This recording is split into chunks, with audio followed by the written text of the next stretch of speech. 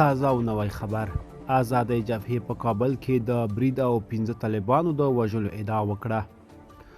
د طالبانو د حکومت یوه مخالفه ډله د آزادۍ جبهه د کابل ښار د درېیمې حوزې اړوند په پولیس سرخ سیمه کې له طالبانو سره نښتې او پکې د 15 طالبانو د وژلو او 2 نورو د ټپي کېدو ادعا لري. د طالبانو د حکومت د امنیتي بنسټونو ویان په دې اړه د ازادي راډیو پوښتنو ته ځواب ونه وایو. د پولیس سرخ د سیمې یو تن اوسیدونکی چې نه غواړي د امنیتي ستونزو له امله یې نوم په راپور کې خپور شي ازادي راډیو سره په خبرو کې د دې پیښې پخلی وکړ.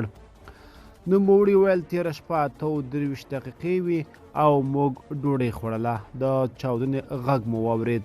3 دقیقې وروسته جګړه پیل شوه او 40 دقیقې دوام وکړ. ډیر شور و.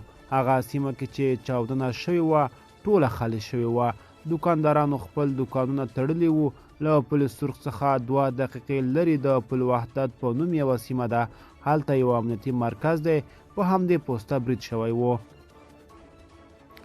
خو آزادۍ جبهې په خپل اعلامیه کې ادعا کړې چې نښتې 15 دقیقې دوام وکړ او د دغه جبهې جنګېدونکو ته زیان نه دی رسېدلی. آزادۍ جبهې دغه شان ادعا کړې چې د جمعې په شپه 11:40 دقیقې د بغلان ولایت د پل خمري ښار د پل مادن په سیمه کې د طالبانو پر یو قلارګاه عملیات کړي چې په پایله کې 2 طالبان وژلي او 4 نور یې ټپیان کړي دي. د دغه جبهې په وینا چې یو رینجر ډوله موټر یې هم له منځه وړی دی. په سیمه کې یوه سرچینه هم دغه پیښه ازادي راډیو ته تایید کړې خو د نورو جزئیاتو له ورکولو یې ډډه وکړه. ازادي راډیو سیمې ته د بشپړ لاسرسی د نه لرلو له امله په دې اړه خپلواکو سرچینو سره په خبرو ونه توانېده.